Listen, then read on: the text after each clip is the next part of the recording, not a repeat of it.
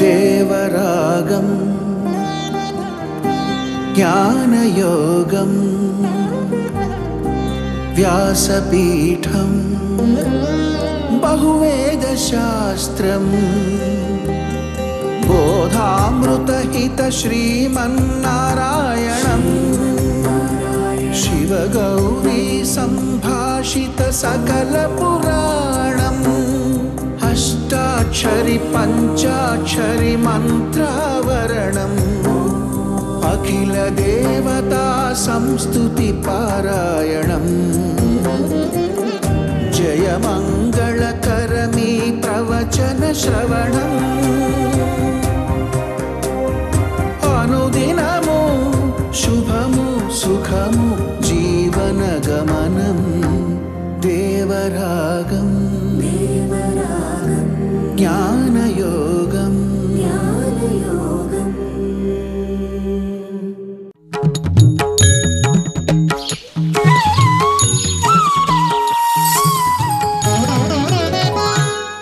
ఆపదామపహర్తారం దాతారం సర్వసంపదాం లోకాభిరామం శ్రీరామం భూయో భూయో నమామ్యహం.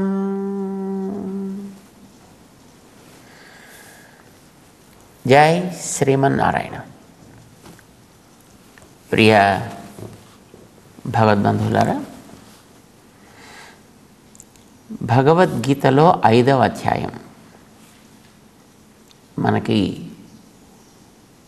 కర్మ సన్యాస యోగము అనే పేరుతో నిత్యము మనం ఆచరించేటటువంటి కర్మ అనుష్ఠానం, మనం చేసే పనులన్నీ ఎలా చేయాలి,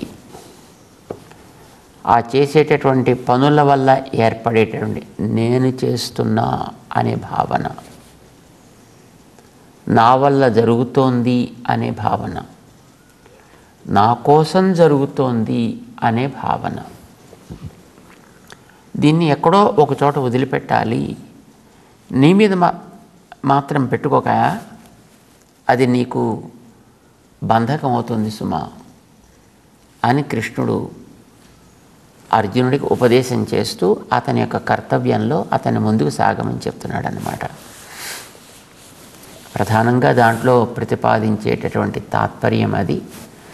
దాన్ని అర్జునుడి యొక్క మనస్సుకి పట్టడానికి దానికి అనేక రకాలుగా ఉపదేశం చేస్తున్నాడు. దాన్ని మనం చెప్పుకుంటున్నాం. అందులో మనకి ఎన్నో రకాలుగా పాత జన్మల్లోంచి తీసుకొచ్చుకున్నటువంటి కర్మల లోడ్స్, పాత వాసనల లోడ్స్ మన దగ్గర ఉంటాయి, ఎన్నో నిల్వలు. ఇవన్నీ పోవాలి అని మనం అనుకుంటాము. వాటికన్నిటికీ కల్మషాలు అని పేరు. మన మీద ఏది మనకి అవసరం కానిది ఉన్నా అది ఒక కల్మషం. ఎవడైనా ఒక డాక్టర్ కావాలనుకున్నాడు అనుకోండి, డాక్టర్ కావడానికి పనికొచ్చే సరుకు తప్ప మిగతా ఏ సరుకు వాడి బుర్రలోకి ఎక్కినా అది కల్మషం ఎక్కినట్టే. ఎందుకంటే వాడికి అది లక్ష్యము అయినప్పుడు ఆ లక్ష్యం నుంచి వాడిని చెదిర్చేది ఏదున్నప్పటికీ కూడా అది ఒక రకమైన కల్మషం. అయితే ఈ కల్మషం ఒక మోతాదులో ఉన్నంత వరకు పర్వాలేదు, దాన్ని మనం సహించవచ్చు. కానీ అది మోతాదు మించి వీడు చేసుకోవాల్సినటువంటి డాక్టర్ కావడానికి అడ్డొచ్చేట్టుగా అది తయారైందనుకోండి, తప్పకుండా దాన్ని తొలగించైనా తీరాలి, లేదా వీడు డాక్టర్ కావాలనుకునే ఆలోచనైనా మానుకోవాలి. ఏదో ఒకటి జరగాలి. ఉదాహరణకి వాడు ఆటలు ఆడుకోవాలి అని అనుకుంటాడు అనుకోండి, ఆటల మీద వాడికి ఇంట్రెస్ట్ అనుకోండి, క్రికెట్ మీద వాడికి ఇంట్రెస్ట్ అనుకోండి. Interest is good. దేన్ని తెలుసుకోవాలనుకున్నా మంచిదే కదా. ప్రపంచంలో పెద్ద అతి విశాలమైనది కనుక ఇందులో ఎన్నెన్నో ఆస్పెక్ట్స్ ఉంటాయి. దేని గురించి జ్ఞానం కావలసిన, జ్ఞాని గురించి జ్ఞానం కలిగిన, దేని గురించి తెలుసుకున్నాం అని మంచిదే.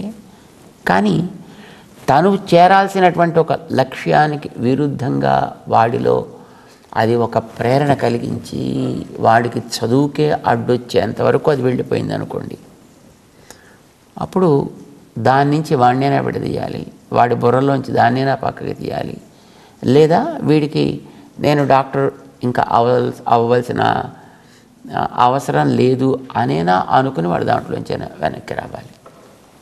ఉదాహరణకి మనం చెప్పుకుంటున్నాం డాక్టర్ అని, డాక్టర్ కాకపోవచ్చు, లాయర్ కావచ్చు, లేదా ఏదో ఒక పాలిటీషియన్ కావచ్చు, లేకపోతే మరి ఇంకో ఎకానమిస్ట్ కావచ్చు, లేదా మరొక స్టాటిస్టిషియన్ కావచ్చు.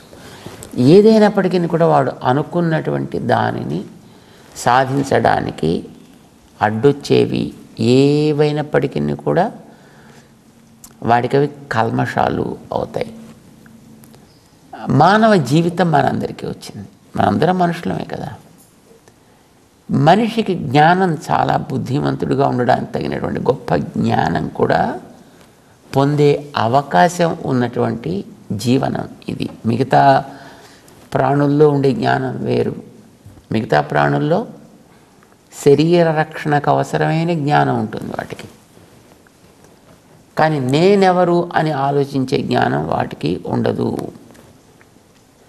శరీర రక్షణ కోసం అంటే శరీరాన్ని ఇతర ప్రాణుల నుంచి కాపాడుకోవడానికి, తన యొక్క సంతానాన్ని ఉత్పత్తి చేయడానికి, తన సంతానాన్ని వాటి కాళ్ళ మీద నిలబడేంత వరకు పెంచటానికి, ఇలాంటి వాటికి తగినటువంటి జ్ఞానం వాటికి కూడా ఉంటుంది. అది అద్భుతమైన జ్ఞానం ఉంటుంది వాటికి, మనకంటే మంచి ఉత్తమమైనటువంటి జ్ఞానం ఉంటుంది వాటికి. ఇది మనందరికీ అనుభవైక వేద్యం. ఇది ఎవరు పెద్ద మనకి వేదాంతం చెప్పాల్సిన అవసరమైతే లేదు. ఎందుకంటే మనం పక్షుల్ని చూస్తున్నాం, గూళ్ళు కడుతున్నాయి, దానికి ఏం చేతులు లేవు.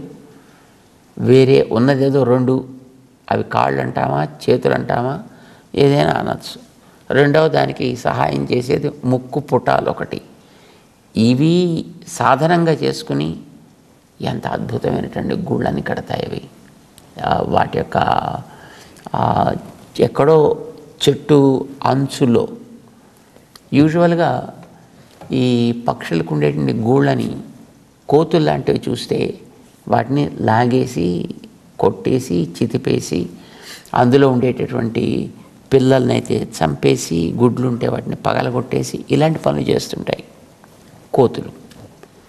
అందుకోసమని కోతులకి చేరటానికి వీలు కాని చోటెక్కడో వాటిని వెతికి, ఇప్పుడు ఏదైనా కొబ్బరి చెట్టు ఉందనుకోండి, కొబ్బరాకు ఇలా ఇంత పొడుగు ఉంటుంది కదా, ఇంత పొడుగు కోతి ఎక్కలేదు. ఎందుకంటే కోతి ఎక్కితే మొదటి దాకా ఎక్కుతుంది, మొదటిలోంచి ఇటోటు తిరగలుగుతుంది, కిందకి దిగుతుంది, పైకి ఎక్కుతుంది, చివరి దాకా వస్తే అది ఆకు కాస్త కిందకి జారిపోతుంది. సో ఈ పక్షులు ఆ ఆకు చివరికి వచ్చి ఆ చివరి నుంచి గూడు వేళ్లాడదీస్తాయి. అంటే వాటికి తాను చేసేటటువంటి కార్యాన్ని తన ఉనికికి భంగకరంగా ఉండేటువంటి ఇతర ప్రాణికోటి బారిన పడకుండా ఉండడం కోసం ఎక్కడ కట్టాలి అద్భుతంగా తెలుసు, ఎలా కట్టాలి అది కూడా చాలా బాగా తెలుసు. మరి ఇది ఎలా కడుతుందో దానికి ప్లానింగ్, అది ఆ అల్లికకి ఎవరి దగ్గర నేర్చుకుందో ఎవడిస్తాడో మనకి తెలియదు. అద్భుతమైనటువంటి అల్లిక చేస్తుంది అది, అన్నిటి నుంచి కాపాడుకునే అల్లిక చేస్తుంది. మనం ఇల్లు కట్టుకుంటే గట్టిగా వాన కొడితే శుభ్రంగా ఇల్లంతా కారుతుంటుంది, మనం ఇంట్లో ఉంటామా లేదే మన నీళ్ళల్లో ఉంటామా తెలియని స్థితిలో మనకు ఉంటుంది. ఎండా వానలకి బలయ్యేటట్టుగా ఉంటాయి మనం కట్టుకునే ఇళ్ళు. అది మామూలు ఇల్లు కట్టుకునే వాళ్ళైనా, బాగా పెద్ద పెద్దగా ఉండేవాళ్ళు ఇల్లు కట్టుకున్నా ఇలాంటి వాటికి అవి గురి అవుతూ ఉంటాయి. కానీ పక్షులు కట్టే గూళ్ళు వా ఆశ్చర్యం. లోపలికి నీటి చుక్క వెళ్ళడానికి అవకాశం లేని రీతిలో, ఎక్కడ పైన నీళ్లు పడ్డా లోపలికి వెళ్లకుండా పైకి జారిపోయేటటువంటి స్థితిలో కింద కన్నం పెట్టి, ఒకవేళ ఏ పాములు లాంటివో దాని లోపలికి వెళ్ళి అందులో ఉండేటువంటి గుడ్లని వాటిని కనుక హ్యాండిల్ చెయ్యపోతే అలాంటి వాటికి అవకాశం లేనటువంటి లాక్ సిస్టమ్ ఎట్లా పెట్టాలి, తను లోపల ఉండేదానికి లాక్ ఎట్లా పెట్టాలి, ఒకవేళ పాము లాంటి లోపల ప్రవేశించినా అది లోపలికి పెడితే లోపల అక్కడ ఏం ఉండదు, అక్కడ ఒక ఫాల్స్ హాల్ ఉంటుందన్నమాట. ఇది లోపలికి వెళ్ళి ఆ లోపల చూస్తే అక్కడ ఏం ఉండదు, కానీ అసలు ఉండేది ఎంత దాని వెనకాతలు ఉండే పాకెట్లో ఉంటాయి. ఈ పక్షి కూడా లోపలికి వచ్చి ఆ లోపల నుంచి ఆ ఫాల్స్ దాన్ని దాటి తను లోపలికి వెళ్ళడానికి ఒక గూటు ఏర్పాటు చేసుకుని తన పిల్లల్ని అందులో పెట్టి హాయిగా అది పడుకుంటుంది. ఎంత తెలివి దానికి, ఎంత అద్భుతమైనటువంటి మేధ దానికి ప్రకృతి ఇచ్చిందో భగవంతుడు ఇచ్చాడు కదా. ఇలాంటి తెలివితేటలు వాటికి ఉంటాయి, పక్షులకు ఉంటాయి, పశువులకు ఉంటాయి, రకరకాలైనటువంటి క్రిములకు ఉంటాయి, కీటకాలకు ఉంటాయి.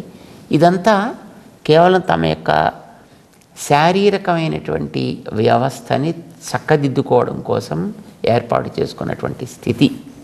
జ్ఞానం చాలా బాగా ఉంటుంది వాటికి.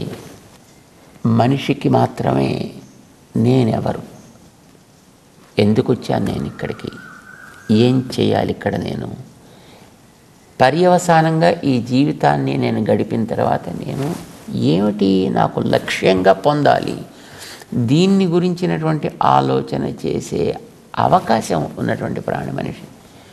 ఇది ఇంతింత తెలివితేటలు శరీర రక్షణలో ఉన్నప్పటికీ కూడా ఈ రకమైనటువంటి ఆలోచన ఈ ప్రాణికోటి ఏది చేయలేదు, మనిషి ఒక్కడే చేయగలుగుతాడు. కనుక మనిషికి దాని గురించినటువంటి జ్ఞానం అవసరం. మనిషికి జ్ఞానము అనంటే తనకి సంబంధించిన జ్ఞానమే, తనకంటే శరీరానికి కాదు, ఆత్మకి సంబంధించినటువంటి జ్ఞానము. మనని ఆత్మ అని కదా మనం అనుకుంటాం. ఆత్మకి సంబంధించినటువంటి జ్ఞానాన్ని మాత్రమే జ్ఞానము అని అంటారు. ఇంకా ఆత్మ కంటే ఇంకా కొంచెం లోపలికి వెళ్ళగలిగితే పరమాత్మ. అప్పుడు పరమాత్మకి సంబంధించిన జ్ఞానం మాత్రమే జ్ఞానం.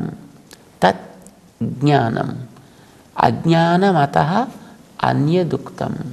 మిగతాదంతా కూడా అజ్ఞానంలోకి దాన్ని మనం చేర్చేసుకుంటాం. ఆత్మ లేక పరమాత్మ, ఇవి రెండు మనం జ్ఞాపకం పెట్టుకుందాం. ఇవి రెండు మనం జ్ఞాపకం పెట్టుకున్నప్పుడు మనం చేసేటువంటి పనులని ఈ జ్ఞానానికి ఇబ్బందికరం కాని రీతిలో మనం చేయాలి.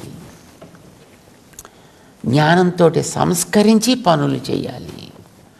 చేసే పనులకి క్రియాకలాపము అని అంటాం మనం. వాటినే కర్మలు అని అన్నారు. ఈ కర్మలు చేయడానికి కర్మ ఆచరణ, కర్మ అనుష్ఠానము అని అంటారు. ఈ కర్మ ఆచరణ మనం చేసేటప్పుడు ఎట్లా చేయాలి? జ్ఞానముతోటి దాన్ని కాస్త సంస్కరించి చేయాలి. ఇలా చాలా పెద్ద వ్యవస్థ ఉంది కదా, మనస్సు ఉంది, ఇంద్రియాలు ఉన్నాయి, అవయవాలు ఉన్నాయి. వీటితోటి యాక్చువల్గా మనం పని చేయాలి. వీటితోటి నేను పని చేయాలి, లక్ష్యం ఉండొచ్చు, కానీ లక్ష్యానికి తగ్గట్టుగా పని చేయాలని సంకల్పం కూడా ఉండాలి కదా. మనకి నిశ్చయం ఉంది, ఓ ఇది చాలా గొప్పది, ఎస్, కానీ నేనేం చెయ్యాలి, నాకేదో పెద్ద చేద్దామని అనిపించట్లేదు అంటే మనస్సు యొక్క సహకారం కావాలి దానికి. అంచేత నిశ్చయం ఒకటి, దానికి సహకరించే మనస్సు ఒకటి, మనసు చెప్పిన దాని ప్రకారం నడిచేటటువంటి ఆ ఇంద్రియాల యొక్క వ్యవస్థ, అవయవాల యొక్క వ్యవస్థ, దీన్ని సరిచేసుకోవడం, ఆ తర్వాత దాన్ని పొందడం. ఇది ఒక 4 మెట్ల వ్యవస్థ, 4 ఫ్యాసెటెడ్ యాక్టివిటీ అన్నమాట. ఏమిటి ఈ 4 అనేది మనకి 5వ అధ్యాయంలో 17వ శ్లోకంలో చాలా చక్కగా చెప్పాడు శ్రీకృష్ణ పరమాత్మ. తద్బుద్ధయః తదాత్మానః తన్నిష్ఠాః తత్పరాయణాః. ఈ 4 కనుక నువ్వు సాధించగలిగితే ఏమవుతుంది? మళ్ళీ మనకి ప్రయోజనోడు కావాలి. ఎందుకంటే ప్రయోజనం లేకపోతే మళ్ళీ మనకి ఏ పని చేయబుద్ధి అవుతుంది. అయితే ఏం వస్తుంది దానికి ప్రయోజనం? గచ్చంతి ఇది పొంది తీరుతారు. దేనిని? అపునరావృత్తిం ఏది పొందితే మళ్ళీ మనకి అది నశించదు, ఏ స్థితికి మనం చేరితే అక్కడి నుంచి మళ్ళీ జారిపడ్డం అనేది ఉండదు, దాని పేరు అపునరావృత్తి స్థితి అని పేరు. ఎప్పుడు పెడతారు అక్కడికి? జ్ఞాన నిర్ధూత కల్మషాహ. కల్మషాహ ఏది వీడిలో ఇంతవరకు పేరుకున్నటువంటి కల్మషాలు ఉన్నాయో అవన్నీ కూడా నిర్ధూత తొలగిపోతాయి. దేనితో తొలగిపోతాయి? జ్ఞాన, పొందాల్సినటువంటి జ్ఞానం. దానివల్ల ఈ కల్మషాలని తొలగి వీడు శుద్ధమైతే అప్పుడు అపునరావృత్తి రహితమైనటువంటి అపునరావృత్తమైనటువంటి ఒక స్థితిని వీడు గచ్చంతి. వీడు కాదు, వీళ్ళు. అంటే సాధారణంగా ఇలాంటి స్థితికి వెళ్ళాలి అని కోరిక కలగడం కష్టం, కలిగిన వాళ్ళలో ప్రయత్నం చేసేవాళ్ళు కష్టం, చేసిన వాళ్ళలో దాంట్లో నిలబడేవాళ్ళు కష్టం, నిలబడిన వాళ్ళలో కూడా అక్కడికి చేరేటటువంటి స్థితి కూడా మరీ కష్టం అన్నమాట. ఇవన్నీ ఒక పట్టుదలతోటి సాధించాల్సినటువంటి అంశాలు. ఇది చేస్తేనే వీడి యొక్క భావి ముందు జీవితంలో మళ్ళీ కొత్త కొత్త లేపనాలు వీడి మీద ఏర్పడకుండా ఉంటాయి. ఎందుకంటే మనకి తెలుసును, అద్దాన్ని మనం తుడుచుకుని పెట్టుకుంటే మళ్ళీ దాని మీద ఒక మట్టి పొర, ఒక ధూళి పొర ఏర్పడుతూ ఉంటుంది. ఒక సర్ఫేస్ మనం క్లీన్ చేసి పెడితే మళ్ళీ దాని మీద ఒక ధూళి పొర మనకి ఏర్పడుతుంది. అలాగా ఈ జీవుడు కూడా తన మీద ఉండేటటువంటి కల్మషాలను ఒకనాడు ఏదో ఒక పెద్ద ప్రయత్నం చేసి తొలగించేసుకున్నా మళ్ళీ కొత్తవి ప్రతిరోజు ఏర్పడుతూనే ఉంటాయి. కారణం జ్ఞానం అనేది ప్రతిరోజు సాగుతూనే ఉంటుంది కనుక. అసలు కల్మషాలు వచ్చేది దేనివల్ల? కల్మషాలు మన మీద ఏర్పడేది దేనివల్ల?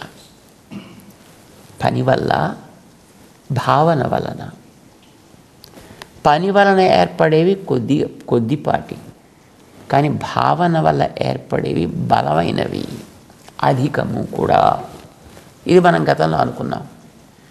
మనిషికి చేసే పని కాదు వాడికి బంధకం, పని వెనక పెట్టేటటువంటి ఆలోచన ధోరణి, వాడుకుండేటువంటి భావన, ఇది ప్రధానమైనది. దానికి మనం ఉదాహరణ కూడా చెప్పుకున్నాం. ఒక సూది తీసుకొని ఒకరిని పొడవడం తప్పు కాదు, కానీ ఏ భావనతోటి నువ్వు పొడుస్తున్నావు? వాడికి ఆరోగ్యం కలగాలి అని నువ్వు ఇంజెక్షన్ ఇవ్వడం కోసం పొడుస్తున్నావా, లేకపోతే వాడికి బాధ కలిగించాలనో, లేదో వాడి ప్రాణం తీయాలనో, మరొక రకంగా ఇబ్బంది కలిగించాలనో ఈ భావంతో నువ్వు పొడుస్తున్నావా? మరి ఈ భావంతో పొడిచేటైతే అది పాపం అవుతుంది. ఏదో ఆరోగ్యం కలిగించాలని పొడిచే స్థితి అయితే మంచిదే, కానీ ఆ రకంగా పొడవటానికి వీలుగా ముందర నువ్వు తయారు కావాలి. అదే నన్ను వాడికి ఆరోగ్యం కోసం నేను ఇంజెక్షన్ ఇస్తున్నాను, ఇదిగో ఇది ఫలానా ఇంజెక్షన్ అని వీడు యోగ్యత సాధించనటువంటి ఒక సామాన్యుడై మళ్ళీ ఇంజెక్షన్ చేస్తే దట్ బికమ్స్ ఏ క్రైమ్. ఇచ్చింది మంచిదే కావచ్చు, వాడి దానిలో ఆరోగ్యం కూడా వచ్చి ఉండొచ్చు, కానీ వీడు దానికి అధికారి కాడు. వీడు దానికి కావలసినటువంటి యోగ్యత సాధించాలంటే ముందుగా వాడు మెడిసిన్ చదవాలి, దాంట్లో క్వాలిఫై అవ్వాలి, దానికి కావలసినటువంటి ఇంటర్న్షిప్ చేయాలి, అప్పుడు మిగతా పెద్దవాడి దగ్గర మార్గదర్శనం తీసుకోవాలి, అప్పుడు వీడు కూడా స్వయంగా పడవటానికి అర్హత ఏర్పడుతుంది. అప్పుడు వీడికి తెలుస్తుంది అన్నమాట, ఏది చెయ్యతగును, ఏది చెయ్యతగదు, ఎప్పుడు చేయాలి, ఎక్కడ చేయాలి, ఎలా చేయాలి. సో ఈ వివరాలన్నీ వాడికి తెలుస్తాయి. అంచేత రెండు ప్రధానం. Intention is important and training is also very very important. అంటే వీడికి ఒక భావశుద్ధి కావాలి మొట్టమొదటి. భావశుద్ధితో పాటు తగినటువంటి ఒక శిక్షణ కూడా వీడికి వెనకాతల ఉన్నప్పుడే వీడు చేసేటటువంటి ఆ పని ఒక్కొక్కసారి అది మనకి అయ్యో తగదేమో అని అనిపిస్తుంది, ఒక్కొక్కసారి అది మనకి ఇష్టం ఉండదు. సో అలాంటివైనప్పటికీ కూడా వాడికి అది విధి విహితములు అయినట్టయితే, అంటే వాడికి అది కర్తవ్యములు కనుక అయినట్టయితే వాడికి అవి బాధకరం కావు, బంధకములు కూడా కావు. ఇది మనం చెప్పుకున్నాం. గతంలో మనకి ఇతిహాసం చెప్పినటువంటి కొన్ని చరిత్రలు చెప్పుకున్నాం. ధర్మ వ్యాధుడు అనేటి ఒక మహానుభావుడి యొక్క చరిత్ర. ఆయన అమ్మేది మాంస విక్రయణం చేసేటటువంటి ఒక ఏమంటాం మనం అతన్ని, ఒక కసాయి కుటుంబానికి చెందినటువంటి వ్యక్తి. కానీ అతను చేసేటటువంటి ఆ పని తనకి పరంపరగా వచ్చినటువంటి ఒక విధి కనుక, ఆ విధి తనకి తండ్రి ద్వారా సంక్రమించినటువంటి ఒక కర్తవ్యం కావడంతో తన జీవిక కోసం తను ఆ పని చేసేవాడు. తల్లిదండ్రుల యొక్క సేవ తను చేసేవాడు. కానీ తానేమిటో తెలుసును, తన లక్ష్యం ఏమిటో తెలుసును, దానికి కావలసినటువంటి సంస్కారం సంపాదించి ఉన్నందువల్ల ఇతని దగ్గర సందేహాలు తీర్చుకోవాలి అనే కోరికతోటి వందల మంది మహర్షులు రోజు అతని దగ్గరికి వచ్చి కొంతసేపు సత్సంగం చేసుకుని తమ సందేహాలను కూడా తీర్చుకుపోతుండేవారు అని మనకి భారతం చెప్తోంది. అలాంటి వాళ్ళు చాలామంది ఉన్నారు. అంచేత చేసే పని మిగతా వాళ్ళకి చూస్తే అది ఒక క్షుద్రమైనటువంటి పని. మాంస విక్రయణము ఒక క్షుద్రమైనటువంటి పని. అది మిగతా వాళ్ళకి అసహ్యాన్ని, జుగుప్సను కలిగించేటటువంటి పని అయినప్పటికీ కూడా అతనికి కూడా అది జుగుప్సాకరమే. కానీ అతనికి అది కర్తవ్యం కనుక దాన్ని అతను చేసుకుంటూ వెళ్ళాల్సిన అవసరం ఏర్పడింది, చేసుకున్నాడు అతను. ఇప్పుడు ఒకవేళ అతనికి ఆల్టర్నేటివ్ అలాంటి పని అవసరం లేకుండా మరొకటి ఏదైనా చూపించి దాంతో ఆధికారికంగా అతనికి జీవనం సాగగలిగేటటువంటి వ్యవస్థ ఎవడైనా ఏర్పరిచాడు అనుకోండి, అతనికి ఆ పని అవసరం లేదు. కానీ బహుశా ఆ రోజుల్లో అతనికి అలాంటి వ్యవస్థను ఎవరు చేసి ఉండకపోయి ఉండొచ్చును, మనకి తెలియదు. కానీ అతను ఆ వృత్తిలోనే ఎందుకున్నాడు? ఇప్పుడు ఎంతోమంది ఋషులు వచ్చారు, అతనితో మాట్లాడారు, ఎంతోమంది వెళ్ళారు అతని దగ్గర నుంచి, అతను చేసే వృత్తిని చూశారు, అతని జ్ఞానాన్ని చూశారు. నిజానికి అంత తెలిసినప్పుడు ఆ వచ్చిన వ్యక్తుల్లో ఎవరో కొంతమందిని కలిసి ఏదో అతనికి ఒక చక్కగా చేసుకోగలిగేటటువంటి ఒక వ్యవసాయమో మరొకటో ఏదో ఏర్పాటు చేస్తుంటే బహుశా అతను ఆ వృత్తిలో ఉండేవాడే కాడేమో. కనుక తనకి సంక్రమించినటువంటి వృత్తిని తను వదలలేదు, తన బాధ్యతను తను మరవలేదు, తల్లిదండ్రుల విషయంలో ఉండే తన కర్తవ్యాన్ని తను వదలలేదు, తనకు ఉండేటటువంటి జ్ఞానాన్ని అందరితోటి పంచుకోవాలి, అందరితోటి వినియోగించుకోవాలి అనేటటువంటి ఒక ఉదారమైనటువంటి మనస్తత్వంతో ఆయన అలా ఉన్నప్పటికీ కూడా తనలో గర్వం కానీ అహంకారం కానీ లేకుండా మహానుభావులు అంటే వాళ్ళ పెద్దలంతా వస్తే వాళ్ళందరికీ కూడా చక్కగా కూర్చోవటానికి ఒక ఉన్నతమైనటువంటి స్థానాన్ని ఏర్పాటు చేసి తన పని పూర్తయిన తర్వాత తాను వచ్చి వాళ్ళ దగ్గర వాళ్ళకి సందేహాలు తీర్చడానికి కూర్చునే స్థానమైన వాళ్ళకి పాదాల దగ్గర తను కూర్చుని వాళ్ళ సందేహాలు తీర్చేవారట. వారు అదే రకమైనటువంటి మర్యాదతో ఉండేవారు, ఇతను అదే రకమైనటువంటి మర్యాదను పాటించేవాడు అని మనకి తెలుస్తోంది. అది అలా ఉండాలా, అలా ఉండకూడదా, మారాలా, వాడు ఎప్పుడు కాళ్ళ దగ్గర కూర్చోవాలా, వీళ్ళు ఎప్పుడు అలా పైనే కూర్చోవాలా, ఇలాంటి ప్రశ్నలకి అవకాశం లేదు. ఎందుకని? దాన్ని ఇప్పుడు మనమేమి మార్చలేం కదా. అది జరిగినటువంటి ఇతిహాసం, దాన్ని వేదవ్యాస భగవానుడు దాన్ని రికార్డ్ చేసి పెట్టాడు. ఇప్పుడు ఎలా ఉండాలి అనేది మనం ఆలోచించుకోవడం వేరే విషయం.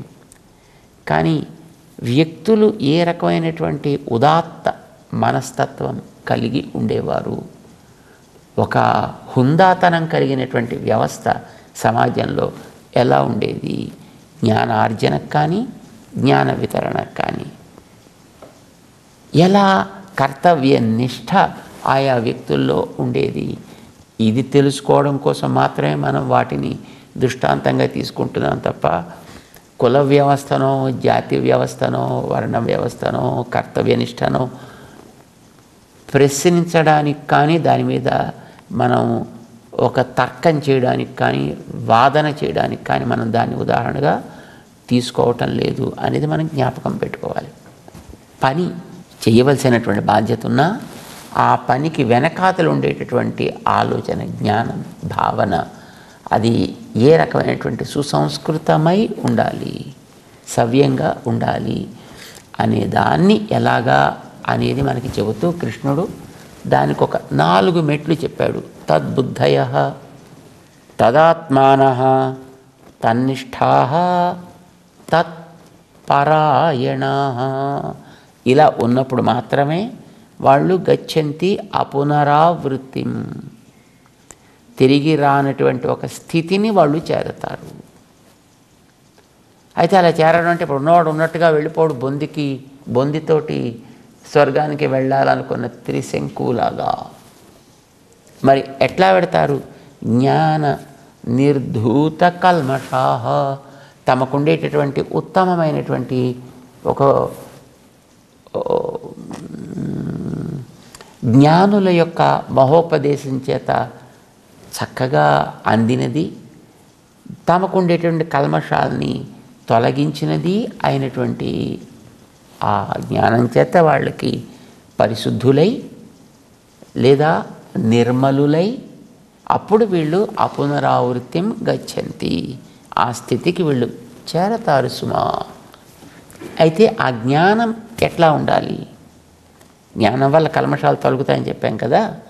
ఆ జ్ఞానం ఎలా ఉండాలంటే దానికి 4 మెట్లు వెనకాతల ఇచ్చాడని చెప్పుకున్నాం. ఆ 4 మెట్లు ఏమిటో తెలుసుకుంటూ మనం ముందుకు సాగుదాం. జై శ్రీమన్నారాయణ.